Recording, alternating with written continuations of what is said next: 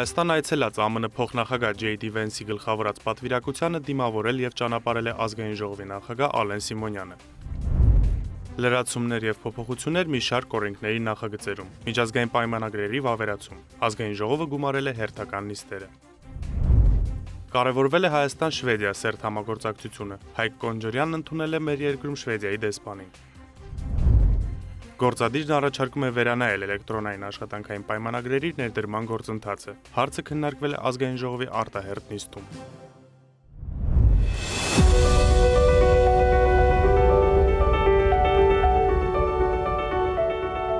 Այս շաբաթ երկօրյա պաշտոնական այցով Հայաստան այցելեց Ամերիկայի Միացյալ Նահանգների փոխնախագահ J.D. Vance-ը տիկնոջ Ուշա Վենսի հետ։ Բարձրաստիճան հյուրին Զվարթնոց օդանավակայանում դիմավորեց ազգային ժողովի նախագահ Ալեն Սիմոնյանը։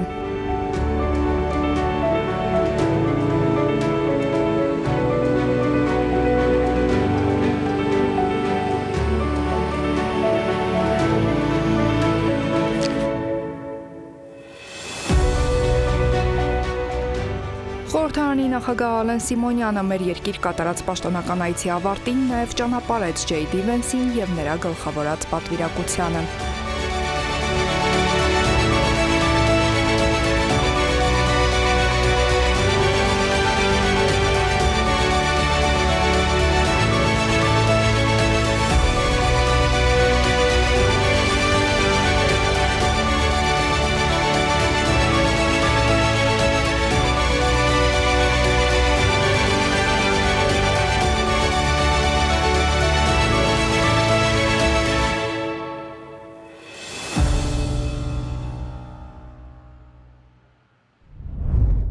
Պաշտպան հայրենյաց ծրագրով ծառայության անցնող զինծառայողները լրացուցիչ ատեստավորում անցնելու կարիք չեն ունենա։ Ազգային ժողովի հերթական նիստում քննարկվել է զինվորական ծառայության եւ զինծառայողի կարգավիճակի մասին օրենքում փոփոխություններ եւ լրացումներ կատարելու վերաբերյալ օրենքի նախագիծը, որի համաձայն վերանայվում են պայմանագրային զինծառայողների պարտադիր ատեստավորման դեպքերը։ Պաշտպան հայրենյաց ծրագրով ծառայություն անցնող զինծառայողներն ատեստավորված են համարվելու ուսումնական փուլի ավարտին հանձնվող քննությունների արդյունքներով։ Պայմանով, որ զինծառայողը նշանակվել է ստացած զինվորական մասնագիտությանը համապատասխանող զինվորական պաշտոնի։ Ատեստավորման process-ը անցավ իր փուլերը եւ հիմա էլի կապված բանակի ու ծառայության գրավչության հետ ինքը անցնում է հաջորդ փուլը, իսկ գրավչությունը շարունակական պետք է լինի, պայմանագրերը հնարավորություն կտան արդեն ընտրություն կատարել պայմանագիր ունեցող 5-ամյա ծրագրերում պայմանագիր ունեցող զինվորական մասնակցություն ընտրածներին ավելի գրավիչ պայմաններում շարունակել իրենց ծառայությունը, երբ որ ծառայության ժամկետը ավելանալով նրանք ըստ էության կյանքի ինչ-որ էտապում որոշում կայացնեն մնալ զինված ուժերում եւ իրենց գիտելիքները ծառայեցնել բանակի ապագա զարգացումների վրա։ Հայաստանի ռազմաուսումնական հաստատություններն ավարտած ու համապատասխան սպայական պաշտոնի նշանակված զինծառայողներն ատեստավորված են համարվելու ռազմաուսումնական հաստատության ավարտական քննությունների արդյունքներով։ Երկու դեպքում էլ հավելավճարը հաշվարկվելու է պաշտոնի նշանակվելու օրվանից։ Ներկայումս պաշտպան հայրենյաց ծրագրով շուրջ 4000-ից ավելի պարտադիր ժամկետային զինծառայողներ են անցել պայմանագրային զինվորական ծառայության եւ այս հոսքը ավելացման միտում ունի, որի կապակցությամբ առաջարկվում է պաշտպան հայրենյաց ծրագրով հնգամյա առաջին պայմանագրի ժամկետը լրանալուց հետո 2 կամ 5 տարով հերթական պայմանագիր կնքող զինծառայողների համար եւս նախատեսել պայմանագրի ժամկետի ավարտից հետո պատվովճար ստանալու հնարավորություն։ 2 տարվա դեպքում 1.5 միլիոն, 5 տարվա դեպքում 5 միլիոն դրամ։ Պաշտպանության նախարարի խոսքով նախագիծը միտված է պաշտպան հայրենյաց ծրագրով ծառայություն անցնող զինծառայողների կողմից պայմանագրային զինվորական ծառայությունը շարունակելու գրավչությունն ապահովելու, ինչպես նաև պրոֆեսիոնալ բանակի անցման անհրաժեշտությամբ։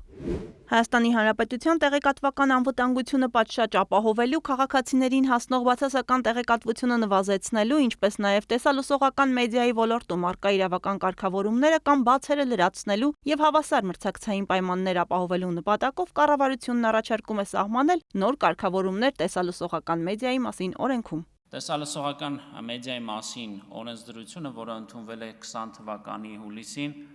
հիմնականում ՑՊՀ կարգավորում է հանրային մուլտիպլեքսի տիրույթը, իսկ դուք գիտեք, որ օրեցօր ավելի ու ավելի շատ մյուս մակարդակներում են մեր քաղաքացիները սկսում օգտվել տարատեսակ մեդիա կոնտենտ ստանալ, ինչը նշանակում է, որ օրեցօր այս օրենքը ավելի ու ավելի քիչ թվով շահառուների համար է կարգավորումներ նախատեսում։ Նախարարի խոսքով օրենքում նախատեսվող նոր փոփոխություններով առաջարկվում է հանրային մուլտիպլեքսի համար գործող կարգավորումները տարածել նաև ցանցային օպերատորների տիրույթում հեռարձակվող հեռուստահաղորդումների եւ հեռուստածրագրերի վրա։ Մեկ այլ փոփոխությամբ էլ հեռուստատեսության եւ ռադիոյի հանձնաժողովը հնարավորություն կունենա սանկցիա կիրառել ցանցային օպերատորների նկատմամբ այն պարագայում, եթե արձանագրվեն առերևույթ խախտումներ Հայաստանի Հանրապետության ներքաղաքական կյանքին միջամտելու տեսանկյունից։ Կարգավորող մարմինը հեռուստատեսության եւ ռադիոյի հանձնաժողովը հնարավորություն կունենա սանկցիա կիրառել ցանցային օպերատորների նկատմամբ այն պարագայում, եթե արձանագրվեն առերևույթ խախտումներ Հայաստանի ներքաղաքական կյանքին միջամտելու տեսանկյունից, որի պարագայում վարույթը հարուցվելու պարագայում ցանցային օպերատորը պետք է տվյալ հաղորդումը այլևս չհեռարձակի մինչև այն պահը, երբ որ վերջնական որոշումը կայացված կլինի։ Առաջարկվող նախագծող կարգավորող պետական մարմինը կսահմանի տեսալսողական հաղորդումների նկատմամբ տարածվող չարաշահման արգելքների չափորոշիչներ, իսկ խախտումների պարագայում հանձնաժողովը կունենա իրավական հենք որևէ սանկցիա կիրառելու համար։ Իրավախախտումների համար սահմանվել են նաև տուգանքի ձևով պատժամիջոցներ, ցանցային օպերատորի լիցենզիայի գործունեության կասեցում եւ դադարեցում։ Էկոնոմիկայի նախարարությունը հետայսու կունենա ապրանքի ծագման հավաստագիր տրամադրելու լիազորություն։ Օրենքի նախագիծը քննարկվել է առաջին ընթերցմամբ։ Այս գործառույթը իրականացնում է առևտրաարդյունաբերական պալատը, որը ըստ էության պետական վերահսկողությունից դուրս է, եւ այս առաջարկով այս օրենքի փոփոխությամբ առևտրաարդյունաբերական պալատի կողմից իրականացվող ֆունկցիան վերապահվում է էկոնոմիկայի նախարարությանը, այսինքն այն ինչ անում է առևտրաարդյունաբերական պալատը, իրականացնելու է Հայաստանի Հանրապետության կառավարությունը իդեմս էկոնոմիկայի նախարարության։ Օրենսդրական կարգավորման արդյունքում կհաստատվեն միատեսակ թափանցիկ եւ թվայնացված գործընթացներ, որոնք կբարձրացնեն վարչարարական եւ տնտեսական արդյունավետությունը, կապահովեն միջազգային ստանդարտներին համապատասխանությունը եւ կնպաստեն Հայաստանի արտասահմանյան եւ ներմուծման ոլորտի կայուն զարգացմանը։ 2027 թվականի հունվարի 1-ից կարգելվեն առևտրի հանրային սննդի օբյեկտներում, առևտրի իրականացման վայրերում, շրջիկ առևտրի կետերում, տոնավաճառներում, ցուցահանդես վաճառքներում, ինչպես նաև բացօթյա առևտրի իրականացման դեպքերում պոլիէթիլենային տոպրակների ու տոպրակների պլաստիկից պատրաստված մեկանգամյա օգտագործման տարաների եւ սպասքի վաճառքը կամ արկայությունը։ Բացառություն է սահմանված աղբի համար նախատեսված երկրորդային հումքից արտադրված պարկերի, ինչպես նաև կշռափաթեթավորման համար օգտագործվող կափարիչային պլաստմասիկ տարաների համար։ Հավելեն, որ մեկանգամյա պլաստիկի սպառման սահմանափակումը Հայաստանում ոչ միայն բնապահպանական, այլև քաղաքական եւ տնտեսական կարևոր քայլ է, որպես պատասխանատու եւ կայուն զարգացման սկզբունքներին հավատարիմ պետություն։ Արգելքը խախտելու համար սահմանվել է պատասխանատվություն առաջին անգամ խախտելու դեպքում նախազգուշացում, իսկ երկրորդ եւ հաջորդող դեպքերի համար տուգանք 100-ից 150 հազար դրամի չափով։ Սահմանային անցակետերում բեռնատարերի հերթերի պատշաճ կառավարման նպատակով կառավարությունն առաջարկում է պետական սահմանի ավտոմոբիլային անցման կետերից ոչ ավելի քան 20 կիլոմետր հեռավորության վրա նախատեսել վճարովի կայանատեղիների կազմակերպման գործունեություն, որի շրջանակում կգործի հերթերի կառավարման, ավտոմոտ էլեկտրոնային համակարգ բեռնատար տրանսպորտային միջոցների շարժի հաշվառման, հերթագրման, անցման կետ մուտք գործելու թույլտվության տրամադրմանն ուղղված անհրաժեշտ տեղեկատվության փոխանակման նպատակով։ Ուսումնասիրել ենք ԵՄ երկրների եւ Վրաստանի փորձը, ինչպես նաև հարցում ենք իրականացրել բեռնափոխադրմամբ զբաղվող տնտեսվարողների շրջանակներում։ Հարցմանը պատասխանել են շուրջ 45 բեռնափոխադրմամբ զբաղվող սուբյեկտներ, որոնց պատասխանների համաձայն հարցվածների շուրջ 87%-ը պատասխանել է, որ հաճախ են հանդիպում հերթերի։ Շուրջ 67%-ը պատասխանել է, որ միջինում հերթի սկզբից մինչև մաքսային կետ մուտք գործելը տևում է մոտ 3 ժամ, իսկ 73%-ը պատասխանել է, որ մաքսային անցման կետերի մոտակայքում բեռնատար տրանսպորտային միջոցների վճարովի կայանատեղի անհրաժեշտությունը առկա է։ Կառավարության կողմից կսահմանվեն հերթերի կառավարման համակարգին միանալու կարգը, կուտակային կայանատեղիների կազմակերպման գործունեություն իրականացնողներին ներկայացվող պահանջները, Հայաստանի Հանրապետությունից մեկնող բեռնատար տրանսպորտային միջոցների կուտակային կայանատեղիներում հերթագրման ծառայության վճարի առավելագույն չափը, հերթերի կառավարման համակարգին միանալու նպատակով ներկայացվող դիմումի բովանդակությունը։ Բժշկական ծառայությունից օգտվելիս քաղաքացիներին կտրամադրվի ՀԴՄ կտրոն եւ ամբողջ տեղեկատվությունը կհավաքագրվի Արմետ համակարգում։ Առաջարկը հեղինակել են քաղաքացիական պայմանագիր խմբակցության падգամավորներ Ծովինար Վարդանյանն ու Արուսյակ Մանավազյանը։ Լուծում է նախ այն հարցը, որ այլևս այդ հաշվապահությունը չի ծանրաբեռնվի տվյալ բժշկական կենտրոնի հաշվապահությունը չի ծանրաբեռնվի ՀԴՄ տրամադրելու գործով եւ երկրորդ ամենակարևորը նաեւ որը կոռուպցիոն ռիսկ է զսպում մասնավորապես այս համապարփակ առողջապահական ապահովագրության մեխանիզմը արդեն ներդնելուց հետո դա այն է որ մասնավոր դեպքերը նույնպես արդեն Կերևան Արմետ միասնական տեղեկատվական այսինքն ցանցում Եթե վճարումն իրականացվել է վճարային տեխնոլոգիաների հիման վրա կիրառվող վճարային գործիքների միջոցով, ապա այս դեպքում էլեկտրոնային հսկիչ դրամարկղային մեքենա ունենալը կդառնա պարտադիր։ Քննարկված նախագծերը ազգային ժողովը քվեարկությամբ ընդունել է։ Ազգային ժողովը հերթական նիստում քննարկել է հեռուստատեսության եւ ռադիոյի հանձնաժողովի անդամ Հակոբ Հակոբյանի լիազորությունների դադարեցման մասին Հայաստան խմբակցության հեղինակած ազգային ժողովի որոշման նախագիծը։ Խմբակցության քարտուղար Արծիվիկ Մինասյանը նշել է, որ Հակոբ Հակոբյանը լինելով հեռուստատեսության եւ ռադիոյի հանձնաժողովի անդամ, առաջին AM լրատվական կայքին տված հարցազրույցում քաղաքական գնահատականներ է հնչեցրել Հայ հեղափոխական դաշնակցություն կուսակցության հասցեին եւ այդ գնահատականներն ուղեկցվել են ատելության քարոզով։ Եթե ցանկություն ունի պարոն Հակոբյանը զբաղվել քաղաքականությամբ, թող դուրս գա, ելնենք իրար հետ բանավիճենք։ Ինչպես ձեր հետ ենք բանավիճում, քաղաքական գործունեությամբ եք զբաղվում, բանավիճում ենք։ Բայց ինչ իրավունք ունի անկախ պետական մարմնի անդամը, որը սահմանադրությամբ պարտավոր է ցուցաբերել չեզոքություն, զսպվածություն,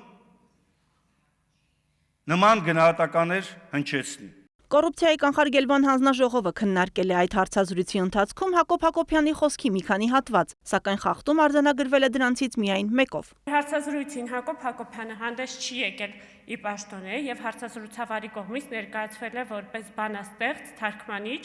Հայաստանի մշակույթի նախկին նախարար։ Հեռուստատեսության եւ ռադիոյի հանձնաժողովի անդամ Հակոբ Հակոբյանն ընդգծել է, որ ինքը հակադաշնակցական չէ, երբեք չի եղել ու հավելել, որ դաշնակցության մասին խոսել է պատմական կտրվածքով։ Ես իրավունք ունեմ, մտավորական եմ, պարտավոր եմ։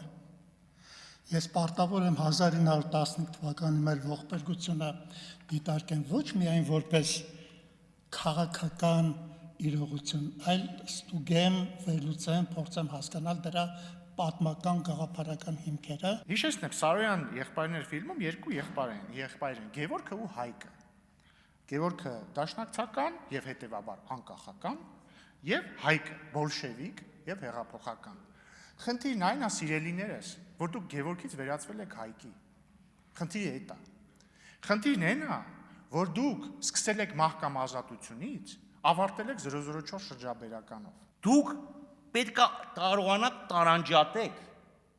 Հակոբ Մովսես մտավորական եւ Հակոբ Հակոբյան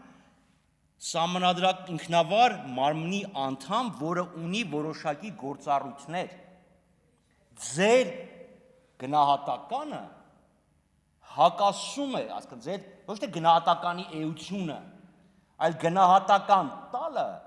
հակասում է մարմնի անդամ լինելու իրավունքների եւ պարտականությունների հետ։ Դուք էլ ստեղ կանգնած խոսում էիք եւ դալիճը ձեզ հարցեր էր տալիս, որոնք ուղղված էին Հակոբ Մովսեսին, ոչ թե Հակոբ Հակոբյանին։ Ինչ է ասել պարոն Հակոբ Մովսեսը ըստ էության ինտերվյուների ժամանակ, նա փորձ է կատարել վերլուծության ենթարկել Հայաստանի պատմաքաղաքական զարգացումը վերջին 200 տարիների ընթացքում, ինչը բացարձակապես իմ կարծիքով բխում է ցանկացած մտավորականի տեսլականից։ Ինչի է այն այդքան մեծ աժիոտաժ առաջացրել, չեմ կարող ասել։ Բացառությամբ նրա, որ երևի թե որոշ մտքեր հոգու խորքում դուք եք կիսում։ Հայաստան խմբակցության անունից ելույթում падգամավոր Գեգամ Մանուկյանն անդրադարձել է դաշնակցության հասցեին հնչած քննադատություններին եւ անհամաձայնություն հայտնել որոշ դիտարկումների առնչությամբ։ Դաշնակցությունը 135 տարի աշխատել է մի տիրոջ համար եւ այդ տիրոջ անունը հայ ժողովուրդ է։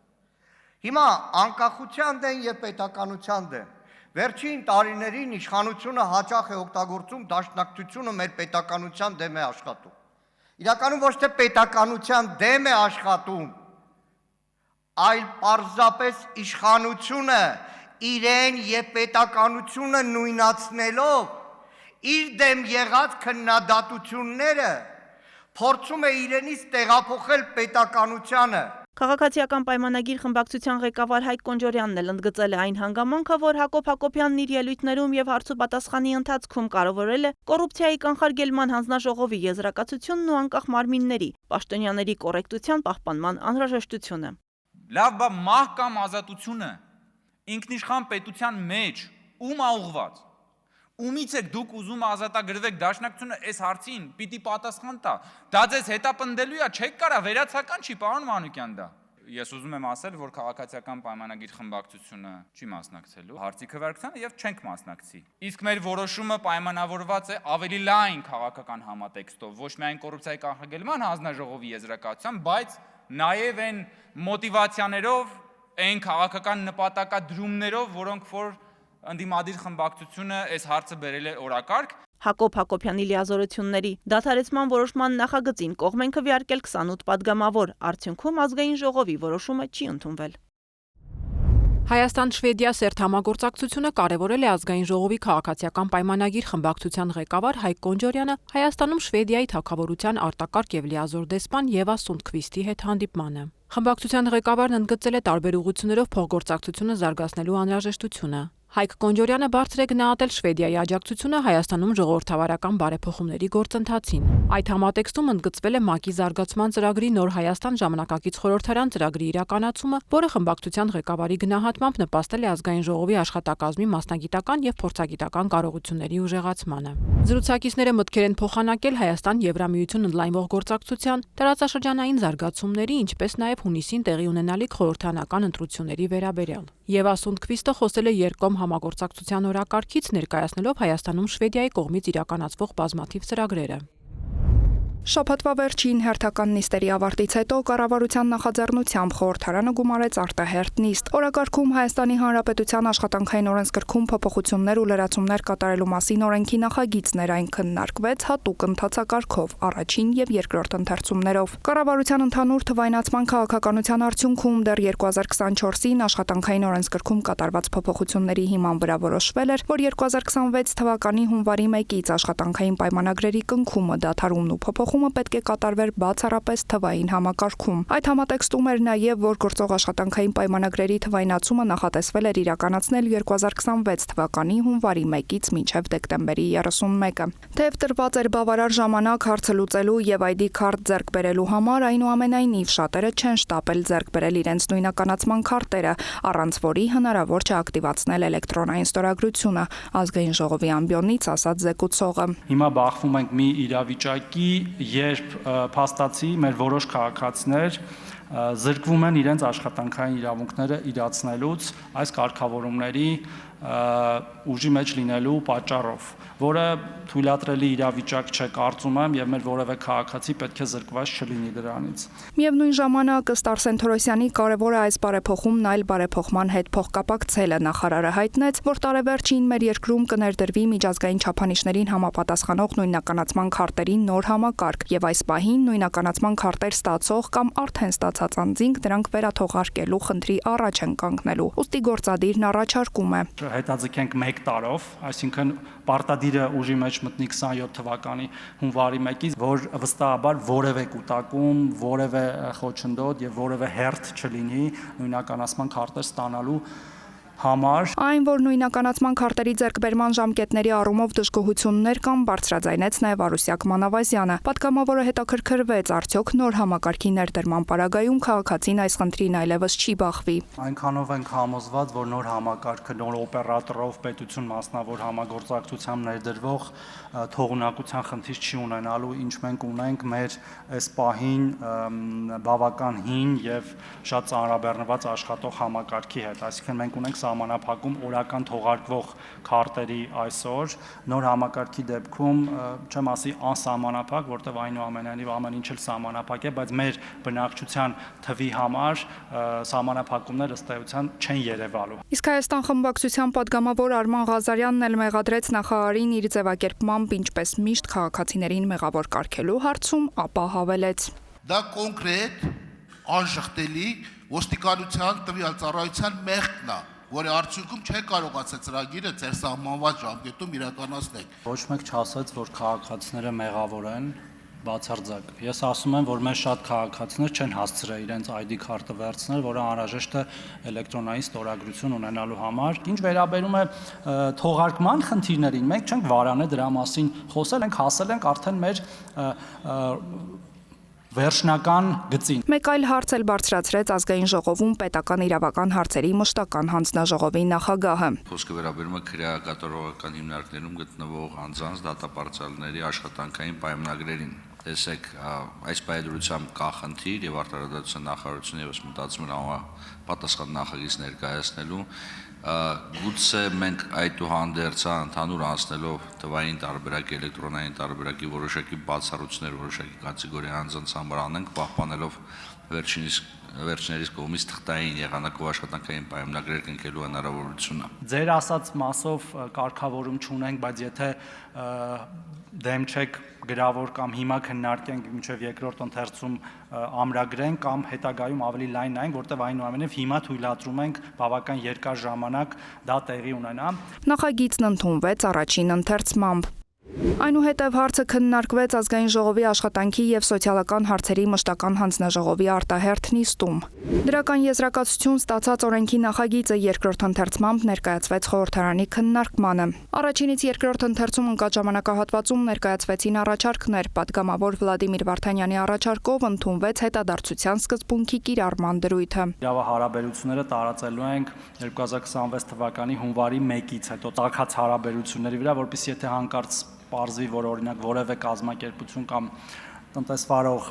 թղթային պայմանագիր է կնքած եղել այս ընթացքում, որ նաև չզրկվի աշխատողը իր աշխատանքային իրավունքներից, նրանց նկատմամբ որևէ պատասխանատվության միջոց չկիրառվի։ Առաջին ընթերցումով օրենքն ընդունելուց հետո փոփոխվեցին նաև ժամկետները 2027 թվականի հունվարի 1-ի փոխարեն սահմանվեց հուլիսի 1-ը, ինչից ելնելով էլ օրենքի նախագիծը համալրվեց նոր Հայաստանի Հանրապետության աշխատանքային օրենսգրքում փոփոխություններ եւ լրացումներ կատարելու մասին 2024 թվականի դեկտեմբերի 4-ի ՀՕ 525N օրենքում փոփոխություն կատարելու մասին օրենքի նախագծով։ Ազգային ժողովն ընդունեց լրամշակված օրենքների նախագծերի փաթեթը նաև երկրորդ ընթերցմամբ։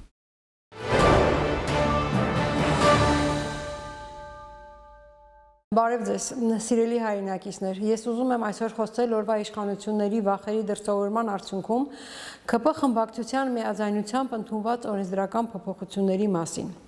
Ոչ ոք, քան օրվա իշխանություններն ավելի լավ չգիտի, թե իրենք ում են խոստացել, ինչ են խոստացել, ինչի դիմաց են խոստացել եւ ինչ պատժի կարժանանան իրենց տված խոստումները չկատարելու պարագայում։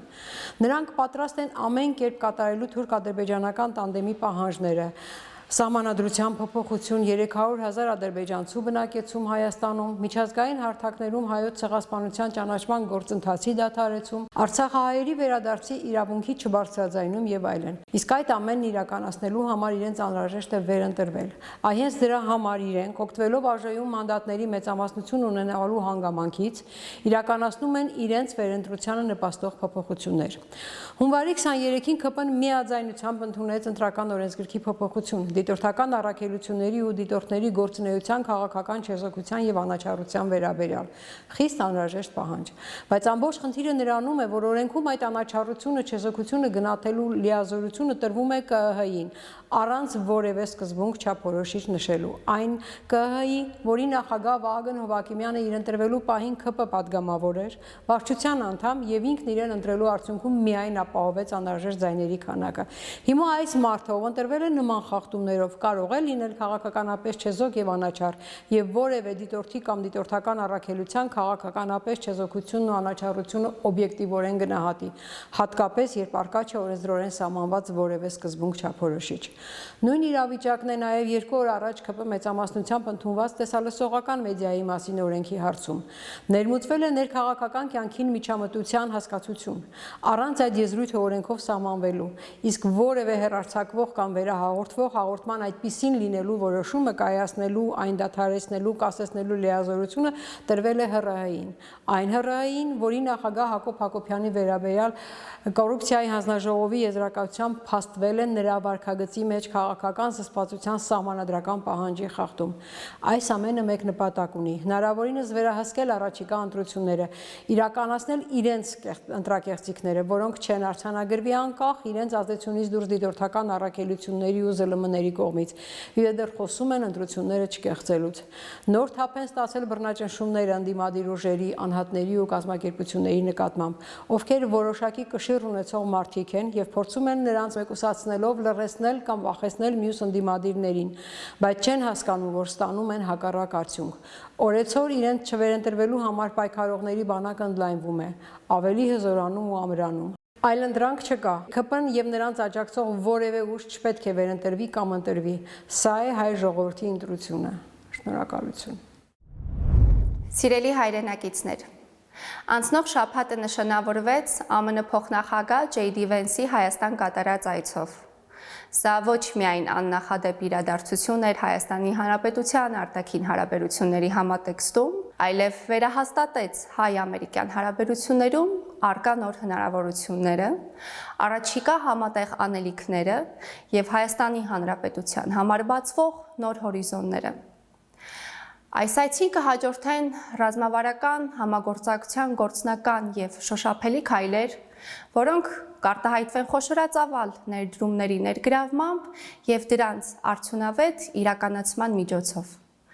Հայաստանի Հանրապետություն եւ Ամերիկայի Միացյալ Նահանգներ պատմական այս համագործակցությունը բացում է ներդրումային եւ տեխնոլոգիական գործընկերության նոր մի շրջափուլ, ներառյալ միջուկային անվտանգության,